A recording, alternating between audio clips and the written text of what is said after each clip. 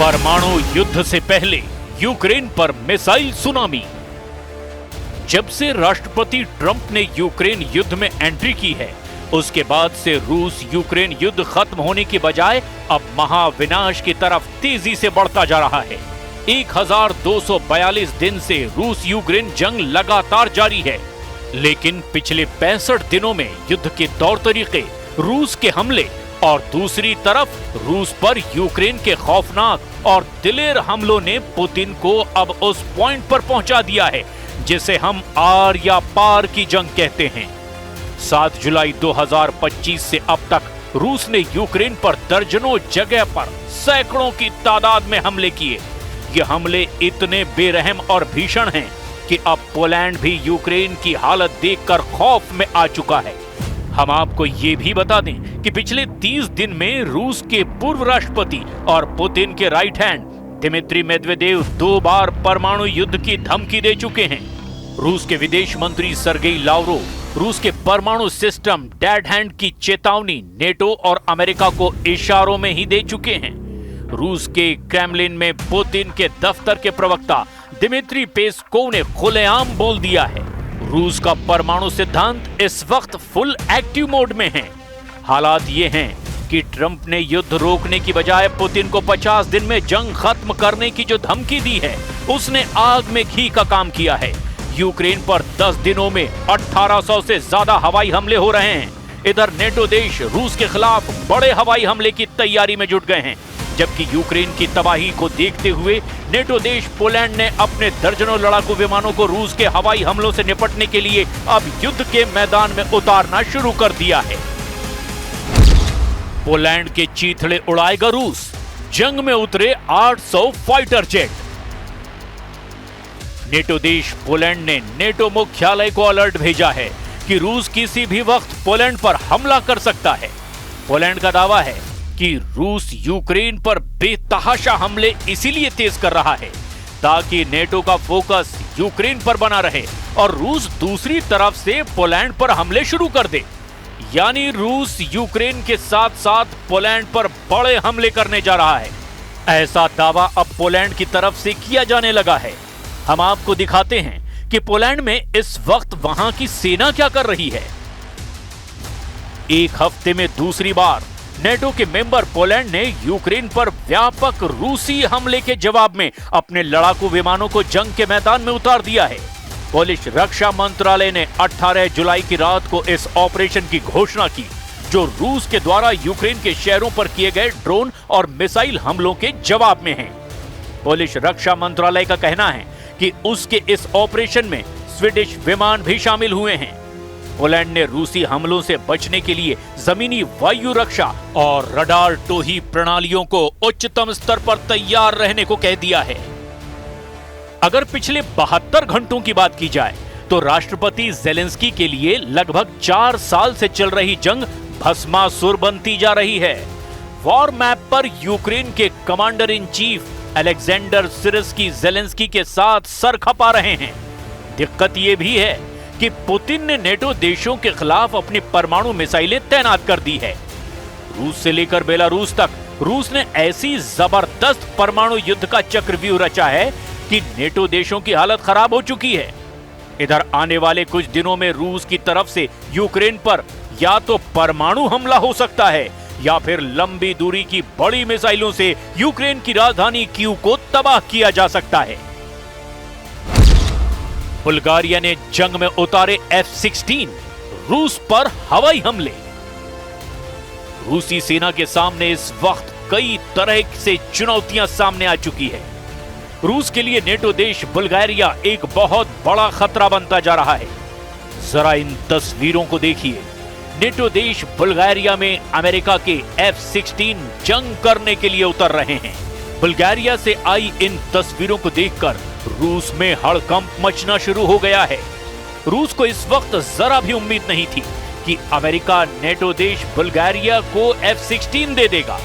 आप तस्वीरों में साफ देख सकते हैं कि बुल्गारिया में जंग के लिए आए F-16 का शानदार स्वागत किया गया।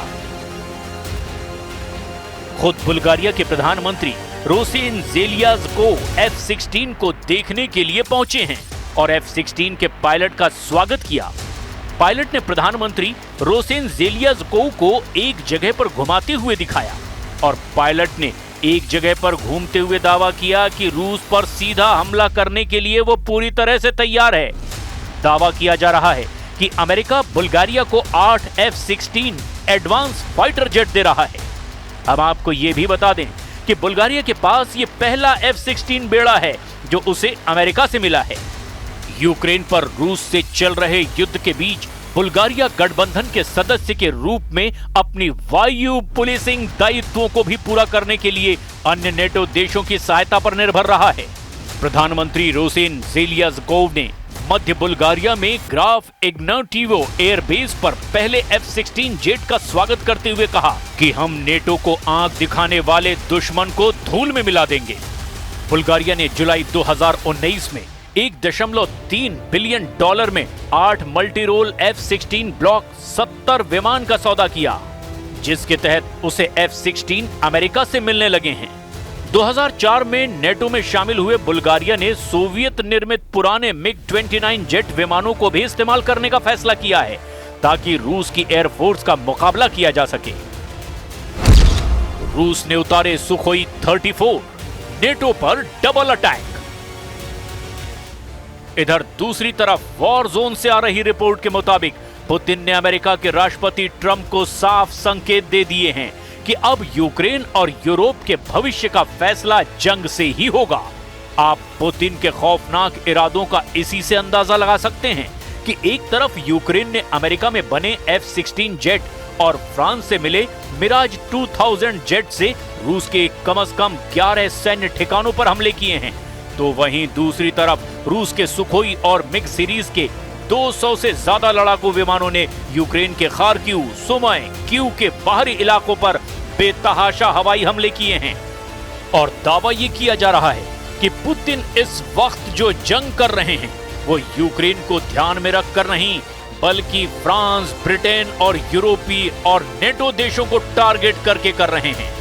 कुछ खबरों में दावा किया गया कि यूरोपीय यूनियन और नेटो देश चाहते हैं कि अगर रूस के सैन्य ठिकानों को हवाई हमलों से तबाह कर दिया गया तो फिर रूस को काबू करना आसान हो जाएगा, जबकि पुतिन की रूसी सेना इस वक्त जमीन से लेकर आसमान तक यूक्रेनी सेना के चीथड़े उड़ाने में लगी है।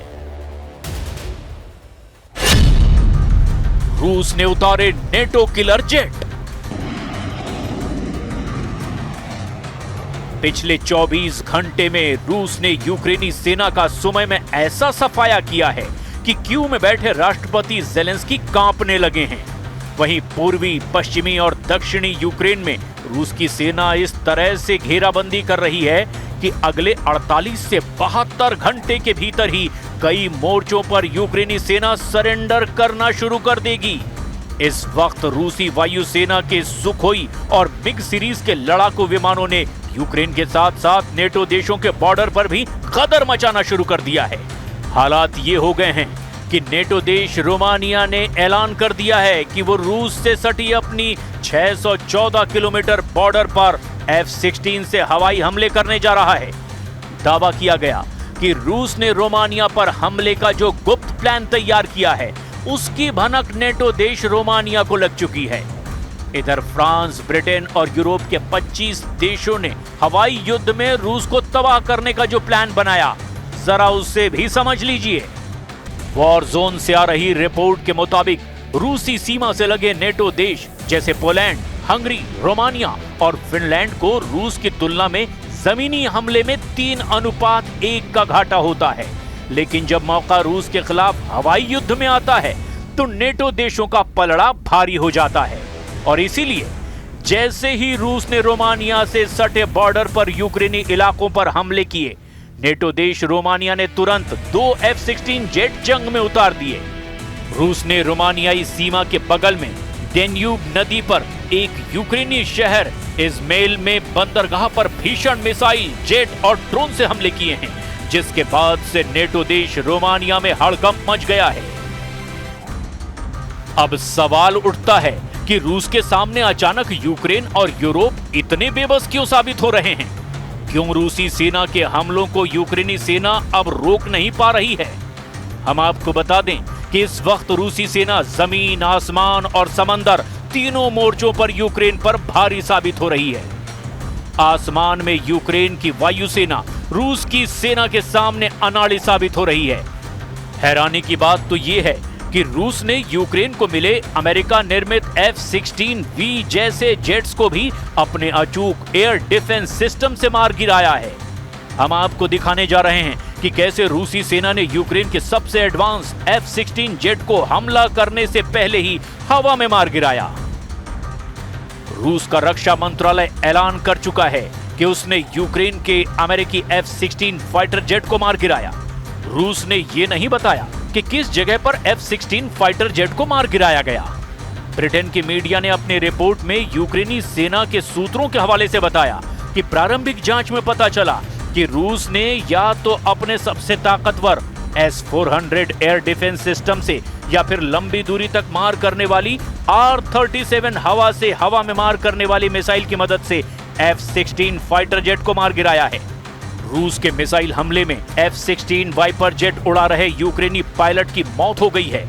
यूक्रेनी सेना ने एक बयान में कहा कि 26 साल की यूक्रेनी फाइटर पायलट पाउलो इवानोव की मौत F-16 वाइपर से रूसी हमलों का मुकाबला करते वक्त हुई है। इसी तरह यूक्रेन के अभी तक 3 F-16 गिराए जा चुके हैं।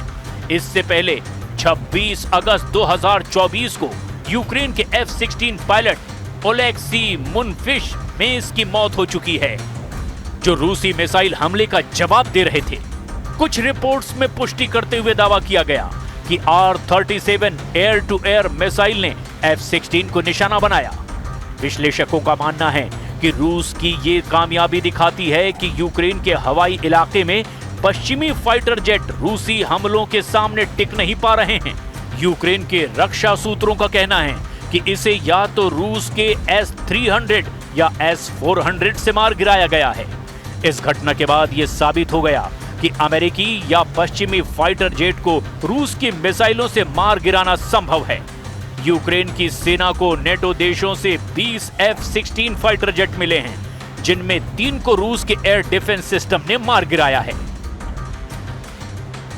अब आप ये भी जान लीजिए कि क्यों नेटो देश रूस पर हमला करने के लिए सबसे ज्यादा F-16 फाइटर जेट पर भरोसा कर रहे हैं। इसकी वजह है इस वक्त नेटो देशों के पास अनुमानित 1887 F-16 जेट हैं, जो रूस के साथ हवाई युद्ध में गेम चेंजर साबित हो सकते हैं। पहले आप ये जान लीजिए कि किस नेटो देश के पास कितने F-16 जेट हैं। मीडिया रिपोर्ट्स के मुताबिक इस वक्त नेटो देशों के पास कुल 1887 F-16 जेट हैं। नेटो देश रूस के खिलाफ 44 F-16 उतारने जा रहा है, जबकि बुल्गारिया 16 से ज्यादा F-16 जंग में उतार रहा है। डेनिश के भी 30 F-16 जंग में उतर रहे हैं। ग्रीस ने तो 120 से ज्यादा F-16 उतारने का ऐलान कर दिया है। नीदरलैंड्स 20 के F-16 जंग में रूसी जेट से मुकाबला करेंगे, जबकि पोलैंड के 48 से ज्यादा F-16 रूस से मुकाबले के लिए उतर रहे हैं। पुर्तगाल भी 28 F-16 जंग में उतार सकता है। रोमानिया ने 14 से ज्यादा F-16 रूस के खिलाफ उतार दिए हैं।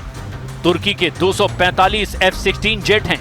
तुर्की वक्त आने पर नेटो की तरफ से रूस के खिलाफ F-16 उतार सकता है, जबकि संयुक्त राज्य अमेरिका के 922 F-16 जेट हैं, जो कि रूस के खिलाफ हवाई युद्ध में गेम चेंजर साबित हो सकते हैं।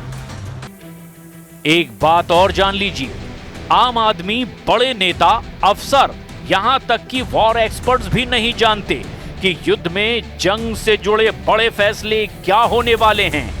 लेकिन हर देश में कुछ ऐसे अरबपति व्यापारी होते हैं जो जानते हैं कि आने वाले दिनों में युद्ध कैसा होगा।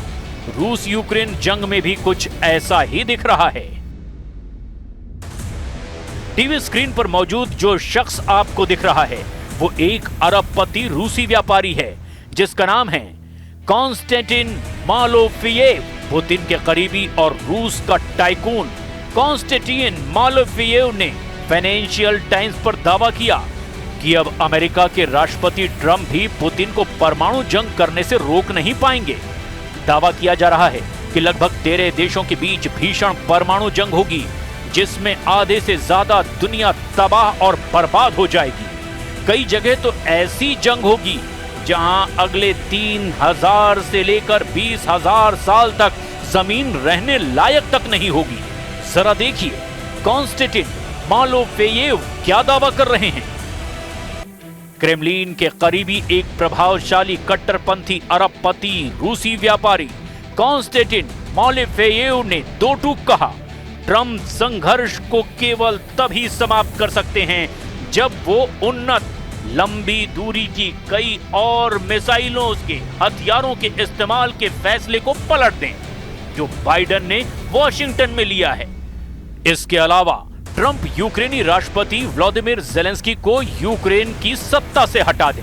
कॉन्स्टेंटिन मालोफेयेव ने यहां तक कह दिया कि ट्रंप को चाहिए वो यूक्रेन की चिंता ना करें बल्कि यूरोप और दुनिया के भविष्य की चिंता करें। कॉन्स्टेंटिन मालोफेयेव ने यूक्रेन द्वारा रूसी क्षेत्र में अमेरिकी और ब्रिटेन निर्मित लंबी दूरी की मिसाइलें दागने पर कहा, दुनिया परमाणु युद्ध के कगार पर है और पुतिन ने यूक्रेन पर एक प्रायोगिक परमाणु सक्षम बैलिस्टिक मिसाइल दागकर जवाब दिया है। ये युद्ध पूर्ण एटमी जंग में कभी भी बदल सकता है।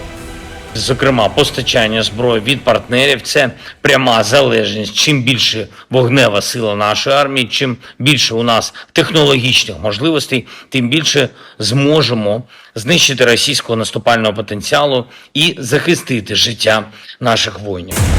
अब ऐसे हालात में अगर रूस नेटो पर हमला करता है या फिर परमाणु हमला करता है तो दुनिया के सर्वनाश को रोकना लगभग नामुमकिन होगा।